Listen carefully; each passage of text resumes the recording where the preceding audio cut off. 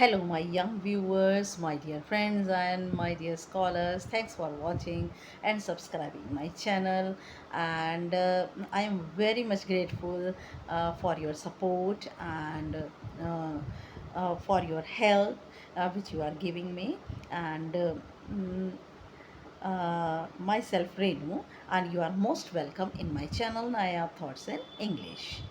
मैंने इससे पहले मेरी प्रीवियस वीडियोस में मैंने आपको पूरी 3 poems, first the art and the cricket geography lesson और नेक्स्ट जो पोम है वो उसके मैंने आपको पोइटिक डिवाइसेस जो है वो समझाए हैं ऑल 3 पोम्स के। इससे पहले ये 4th पोम है और चैप्टर नंबर 5 है। चैप्टर नंबर 5 की ये पोम नंबर 4 है, the school boy, which is written by William Blake. Okay, तो मैंने अपने प्रीवियस वीडियोस में आपको समरी भी दी और आपको एक्स्ट्रा शॉर्ट क्वेश्चंस, कॉम्प्रीहेंशंस, ये सब कुछ मटेरियल आपको प्रोवाइड किया। अब मैं अपने जो मटेरियल है वो कम्युनिटी पर पोस्ट करूँगी और कई बार हो सकता है टाइम की शॉर्टेज की वजह से मैं हैंड रिटन भी कम्युनिटी के अंदर डाल दूँ और हो सकता है टाइपिंग क्या हो, पीडीएफ भी आपको इजीली अवेलेबल होगा। अब मैं इसके पोइटिक डिवाइसेस आज मैं आपसे इस पोम के डिस्कस करूँगी। पिछले 3 वीडियोज़ में मैंने सारे पोइटिक डिवाइसेस, सारी पोम्स के पोइटिक डिवाइसेस जो है वो डिस्कस कर लिए हैं। Okay, now I am moving forward to the poetic devices of the schoolboy which is written by William Blake. Okay, now अगर हम जाते हैं फर्स्ट स्टेंजा पर, अगर हम जाते हैं तो फर्स्ट स्टेंजा जो है वो यहाँ से स्टार्ट है। Just a minute, first stanza जो है स्टार्ट है यहाँ से आई लव से लेकर के ओ स्वीट कंपनी तक। ओके, तो यहाँ पर first of all, I love to rise in a summer morn when the birds sing on every tree. The distant huntsman winds his horn and the skylark sings with me, oh sweet company. Now, इसमें सबसे पहले हम जाते हैं alliteration पर, और alliteration कहाँ है यहाँ पर? H huntsman, यहाँ देखिए 3rd लाइन के अंदर huntsman winds his horn. Okay, तो यहाँ पर ये जो है वो दिया हुआ है, यहाँ दिया हुआ है the distant huntsman winds his horn. यहाँ हंट्समैन जो है वो एच यहाँ पर रिपीटिशन और अगेन एच और अगेन एच, तो यहाँ पर इस लाइन में क्या बना आपका? एलिट्रेशन। ओके, तो यहाँ पर एलिट्रेशन है बिल्कुल ठीक इसी तरह। इसके नीचे आ जाइए आप, इसके नीचे अगर आप आएंगे तो स्काईलार्क सिंग्स और यहाँ पे एस और एस की रिपीटिशन। वर्ड्स के बिल्कुल स्टार्टिंग में अगर सेम लेटर की रिपीटिशन होती है जो कि बहुत क्लोजली एक दूसरे के साथ में पैक्ड हैं, तो वहाँ पर एलिट्रेशन हम कहते हैं। Okay, now I am going to the next. Now this is imagery. Imagery यहाँ पर आ जाइए आप। इमेजरी का मीनिंग होता है एक विजुअल डिस्क्रिप्शन होता है, एक विजुअल डिस्क्रिप्शन होता है। विजुअल डिस्क्रिप्शन का मीनिंग कि हम जैसे ही किसी चीज़ के बारे में कहते हैं तो वहाँ पर एक इमेज जो है हमारे दिमाग में, एक इमेज जो है हमारे दिमाग में बनती है, तो वहाँ पर होती है इमेजरी। इमेज से इमेजरी। ओके, तो यहाँ पर when the birds sing, line यहाँ आ जाइए, यहाँ पर लाइन नंबर 2 में आइए। The bird sing on every tree, हमारे दिमाग में इमेज बनती है कैसे पक्षी पेड़ पर बैठे हैं और गा रहे हैं। नेक्स्ट आइए distant huntsman winds his horn, ये कहाँ दूर कहीं पर कोई शिकारी जो है अपने जो है वो विंड हॉर्न को बजा रहे हैं। और इसी तरह से 3rd लाइन में the skylark sings with me, एक हमारे दिमाग में पक्षी आता है, स्काईलार्क एक बर्ड होता है, हमारे दिमाग में पक्षी आता है कि कैसे एक पक्षी जो है वो गाना गा रहा है। ओके, तो ये होती है इमेजरी।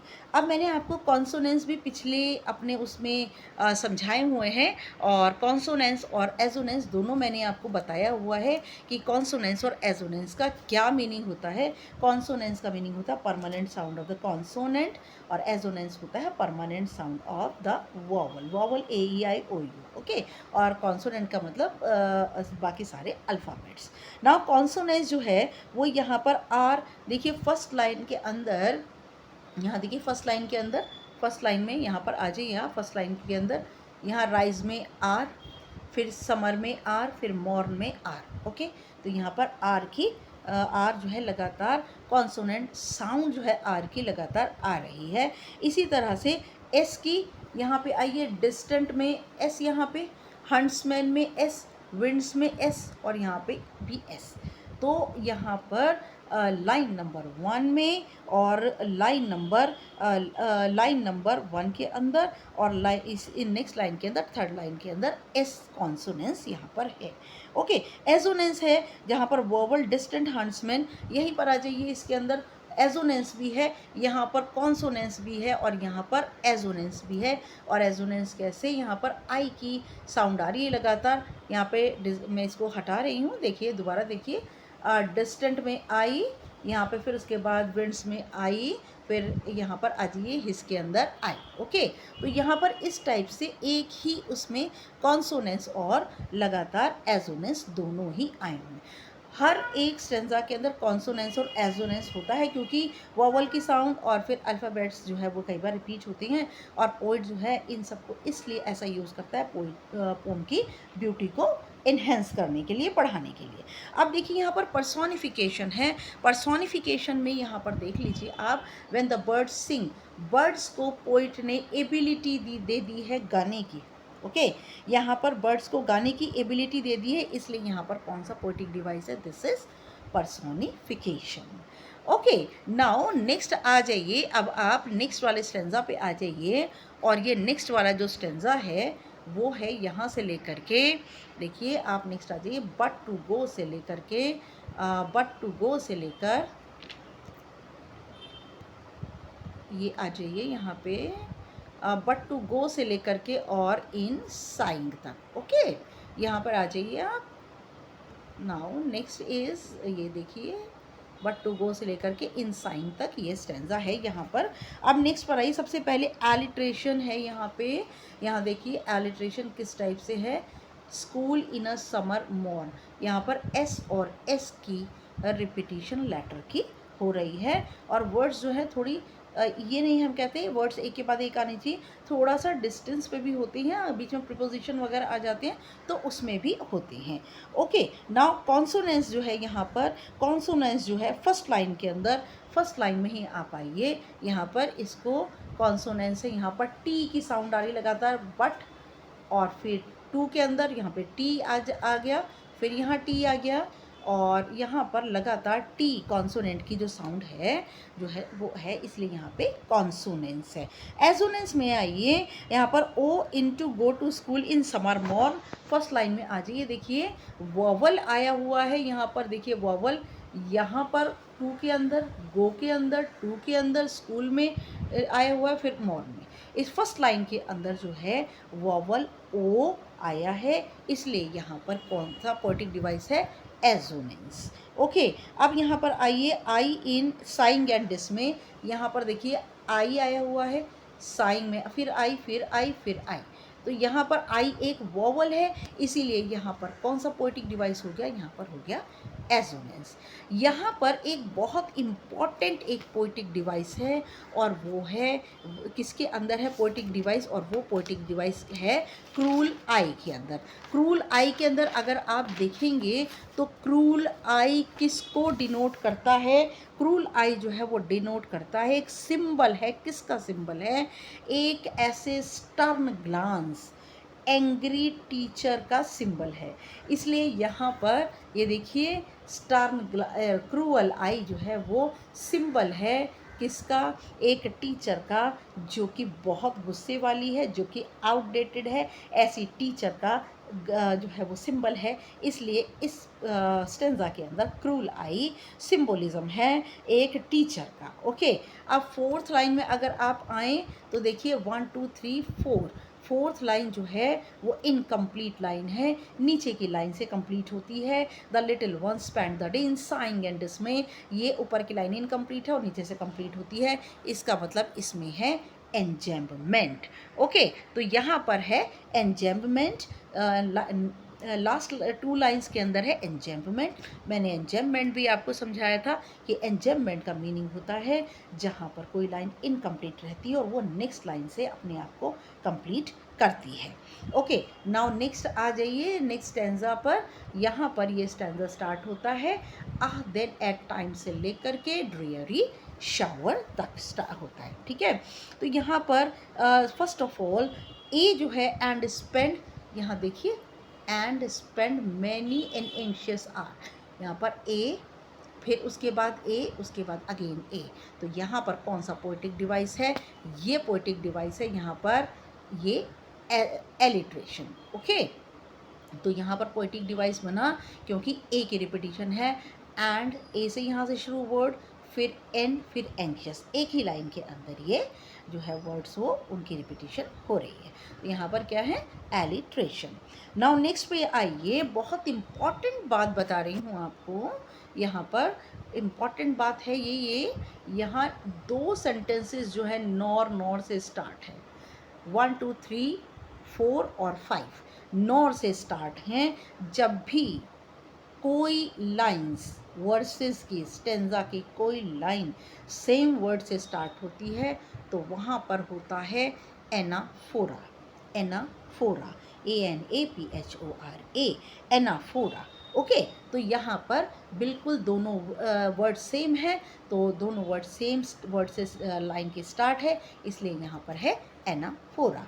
नाउ नेक्स्ट आइए, कॉन्सोनेंस है फर्स्ट और फोर्थ लाइन में। यहाँ पर फर्स्ट लाइन के अंदर टी देखिए आ रहा है, यहाँ पे टी आ रहा है, देखिए फर्स्ट लाइन के अंदर, देन में टी, फिर आ रहा है टी अगेन, फिर टाइम्स में, और फिर सिट के अंदर। तो यहाँ पर टी की रिपीटिशन है और इसीलिए फर्स्ट लाइन के अंदर क्या है? कॉन्सोनेंस। और ऐसे ही फोर्थ लाइन के अंदर आप देखेंगे यहाँ पर आर की रिपीटिशन, फिर आर की रिपीटिशन, फिर आर की रिपीटिशन, तो यहाँ पर भी कॉन्सोनेंस है। ठीक है, तो यहाँ पर फर्स्ट लाइन के अंदर और फोर्थ लाइन के अंदर एक रिपीटिशन हो रही है टी की, और फोर्थ लाइन में हो रही है आर की रिपीटिशन, इसलिए यहाँ पर कॉन्सोनेंस है। एजोनेंस भी आ जाइए, एजोनेंस है सेकेंड और फोर्थ लाइन में। सेकेंड लाइन के अंदर ए जो है वो लगातार आ रहा है, यहाँ पर ए देखिए आप, यहाँ पर ए, फिर अगेन यहाँ मैनी में ए, फिर एंशियस में ए, एन में ए, फिर एंशियस में ए, तो लगातार ए की रिपीटिशन है। ए एक वॉवल है, इसलिए हम इसको यहाँ एजोनेंस कहेंगे। और फिर फोर्थ लाइन के अंदर आई की रिपीटिशन है, यहाँ पर देखिए, यहाँ सिट में आई, इन में आई, लर्निंग में आई, तो यहाँ पर आई की रिपीटिशन है और इसीलिए यहाँ पर आई भी एक वॉवल है, इसलिए यहाँ पर एजोनेंस है। ओके, एक बहुत इम्पॉर्टेंट यहाँ पर आप देखेंगे। नेक्स्ट आ जाइए, नेक्स्ट पर आइए, जैसे यहाँ आ जाइए, सिम्बोलिज़म। एक बहुत इम्पॉर्टेंट जो है वो सिम्बोलिज़म है। यहाँ एक मैं आपको बता दूँ, सिट वर्ड जो है वो 2 बार आया हुआ है।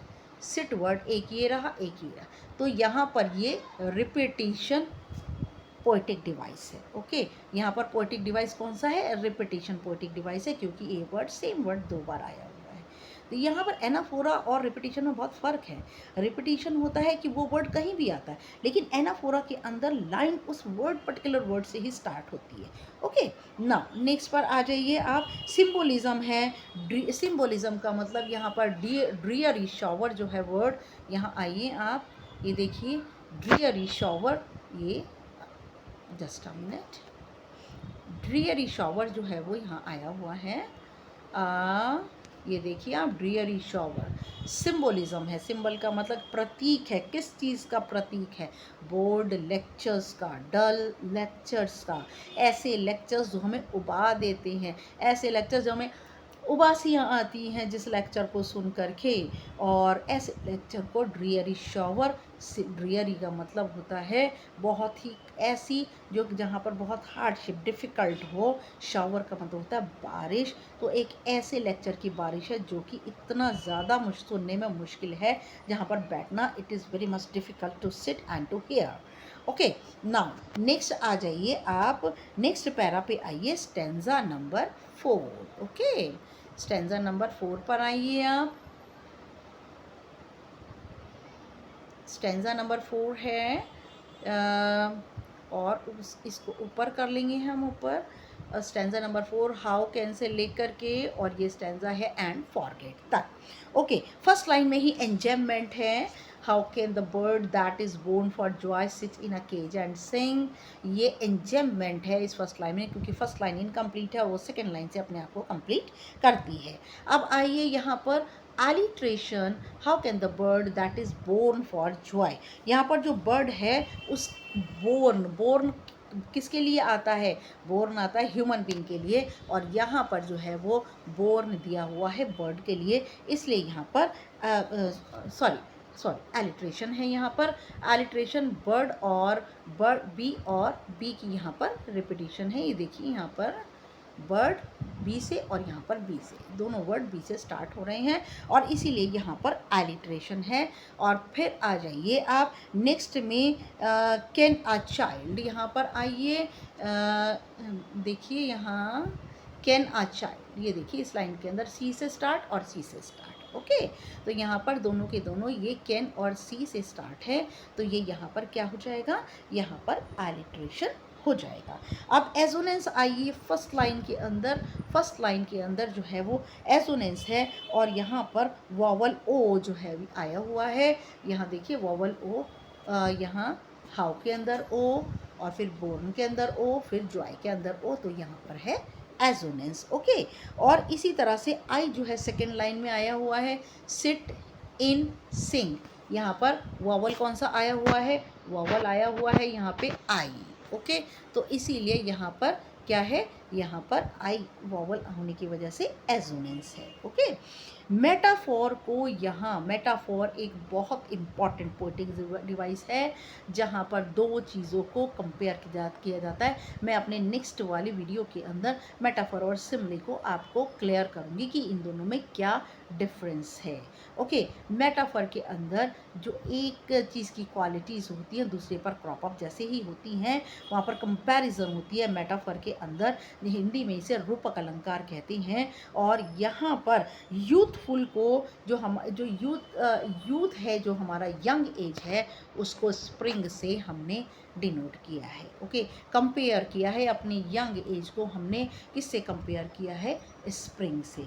यंग एज होती ही ऐसी है जैसे स्प्रिंग के अंदर सारी तरफ हैप्पीनेस होती है, जॉय एंड डिलाइट होता है, वैसे ही यंग एज होती है, बिल्कुल जस्ट लाइक अ बर्ड, वो फ्रीडम चाहती है, हर चीज़ ऐसी कुछ चाहती है। तो यहाँ पर हमने यंग एज का मेटाफोरिकल डिस्क्रिप्शन है जो कि स्प्रिंग से हमने इसको कंपेयर किया है, ओके। नाउ आ जाइए नेक्स्ट पर, आइए आप, यस लास्ट टेंजा पर आ जाइए आप। लास्ट टेंजा पे अगर आप आएंगे तो आपको पता लगेगा, ओ फादर से लेकर के लास्ट और समर फ्रूट्स अपीयर, ओके। तो ये यहाँ पर नेक्स्ट लास्ट टेंजा पर आइए आप। लास्ट टेंजा के अंदर एंजेममेंट है सबसे पहले थर्ड लाइन में, आइए देखिए यहाँ पे, and if the tender plants are stripped off their joy in the springing day. ये लाइन, ऊपर वाली लाइन इनकम्प्लीट है, नीचे वाली लाइन से इसको हमने कंप्लीट किया हुआ है, ओके। रिपीटिशन समर और जॉय, यहाँ पर देखिए वर्ड आ गया समर, जॉय वर्ड ये रहा और एक जॉय वर्ड ये रहा, उसके बाद समर ये रहा और समर ये रहा। तो यहाँ पर जॉय दो बार आया है, समर भी दो बार आया है वर्ड, और इसीलिए ये कौन सा पोएटिक डिवाइस हुआ, ये हुआ रिपीटिशन। यहाँ पर एलिट्रेशन आपको क्लियरली दिखाई देगा, ब्लॉसम्स ब्लोन, ओके। ब्लॉसम्स और ब्लोन, यहाँ पर बी और बी से दोनों वर्ड स्टार्ट हो रहे हैं और इसलिए यहाँ पर कौन सा पोएटिक डिवाइस है, दैट इज एलिट्रेशन, ओके। या नेक्स्ट आइए, कॉन्सोनेंस है लास्ट लाइन के अंदर आप देखेंगे, और यहाँ देखिए और आर आ गया, समर में आर आ गया, फ्रूट्स में आर आ गया, अपीयर में आर आ गया। तो यहाँ पर आर जो है एक कॉन्सोनेंट है, परमानेंट साउंड आर की इको कर रही है और इसीलिए यहाँ पर कॉन्सोनेंस बना लास्ट लाइन में आर। थर्ड लाइन में देखिए आप, टी कॉन्सोनेंस आता है, टी यहाँ पे, फिर यहाँ पे टी और फिर यहाँ पे टी, तो ये भी कॉन्सोनेंस है क्योंकि टी एक कॉन्सोनेंट है। उसके बाद में सिक्स्थ लाइन में एस की रिपीटिशन भी है लगातार, देखिए यहाँ पर समर में एस, यहाँ समर में एस, फ्रूट्स में एस, यहाँ पे लगातार एस और एस की रिपीटिशन आई हुई है। आप इसमें नेक्स्ट उसके ऊपर भी आप देखेंगे तो कॉन्सोनेंस है, शेल में एस, समर में एस, एराइज में एस, यहाँ पर भी आप कॉन्सोनेंस कह सकते हैं, ओके। नाउ एजोनेंस जो है वो यहाँ पे देखिए, एजोनेंस वॉवल आई फर्स्ट लाइन के अंदर आप देखेंगे, फर्स्ट लाइन के अंदर यहाँ आइए, फर्स्ट लाइन के अंदर जो है वो ई वॉवल जो है लगातार आया हुआ है, यहाँ पे फादर ई फिर मदर में ई, उसके बाद आर, यहाँ लगातार जो है वो ई वॉवल की जो साउंड है वो लगातार आई हुई है, और आप कहें तो यहाँ पर कॉन्सोनेंस भी है और आर की लगातार जो है वो साउंड हमें सुनने को मिलती है। फोर्थ लाइन में वॉवल आई लगातार आया हुआ है, दियर में आई, इनके अंदर आई, स्प्रिंगिंग में 2 बार आई, तो यहाँ पर आई वॉवल की वजह से यहाँ पर क्या है, एजोनेंस। देखिए यहाँ पर मेटाफोर बहुत ही इम्पॉर्टेंट पोएटिक डिवाइस मेटाफोर है। यहाँ पर प्लांट्स को चिल्ड्रन के साथ में कंपेयर किया है। ओके, तो जैसे प्लांट्स टेंडर होते हैं, सॉफ्ट होते हैं, और अगर हम उनको तोड़ दें तो क्या होगा, अगर हम उनको अर्ली स्टेज पर तोड़ दें तो उनकी जो डेवलपमेंट है वो क्या होगी, वो रुक जाएगी।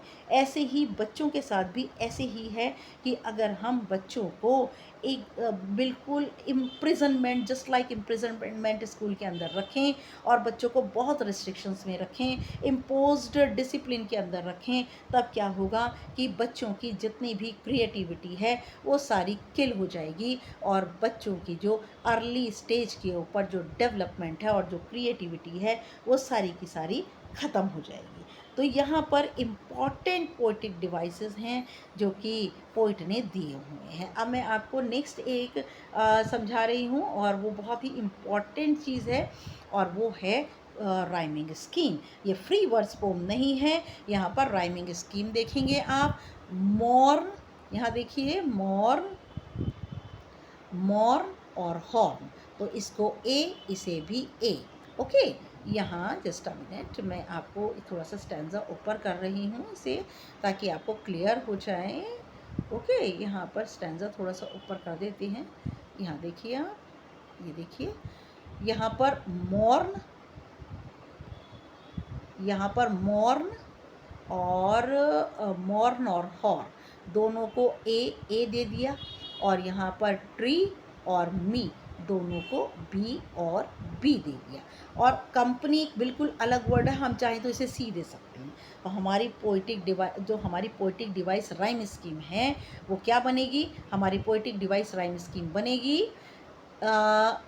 यहाँ आ जाते हैं हम, मॉर्न में ए, हॉर्न में ए, ट्री में बी, मी में बी और कंपनी को सी, तो ए बी सी। तो थ्रू आउट पूरी पोम के अंदर ऐसे ही पोएटिक डिवाइस दिए हुए हैं। आइए नेक्स्ट पर आइए, यहाँ पर हम देखते हैं अगेन, यहाँ पर मॉर्न, देखिए यहाँ पर मॉर्न और आउटवॉर्न सेम है, अवे और डे और डिसमे सेम है। ओके, तो यहाँ की राइमिंग स्कीम बनेगी मॉर्न और आउटवॉर्न ए, और अवे बी और डे बी और डिसमे भी बी, तो ये बनेगी ए बी बी। ओके, तो हम जस्टिफाई इस तरह से करते हैं। मैंने पहले भी आपको राइमिंग स्कीम बहुत अच्छे ढंग से समझाई हुई है, और अगर आपको कोई और भी प्रॉब्लम आती है तो you people can comment me, आप मुझे कमेंट कर सकते हैं, और वहाँ पर अपनी कोई भी प्रॉब्लम आप मुझसे पूछ सकते हैं। ओके, तो यहाँ कोई ऐसी प्रॉब्लम आती है तो आप मुझे कमेंट कीजिए, मैं आपके कमेंट का रिप्लाई ज़रूर करूँगी, और कोशिश होगी तो आपको दोबारा उसका वीडियो आपके सामने शॉर्ट करके प्रेजेंट कर दूँगी। और लास्ट पोम रह गई है on the grass hopper and cricket, और इसका भी पोएटिक डिवाइस मैं आपके लिए वीडियो लेकर जल्दी आऊँगी, और तब तक के लिए आप मुझे कमेंट करते रहिए, मुझे सब्सक्राइब कीजिए, मेरे चैनल को व्यू कीजिए, और तब तक के लिए good luck and good bye.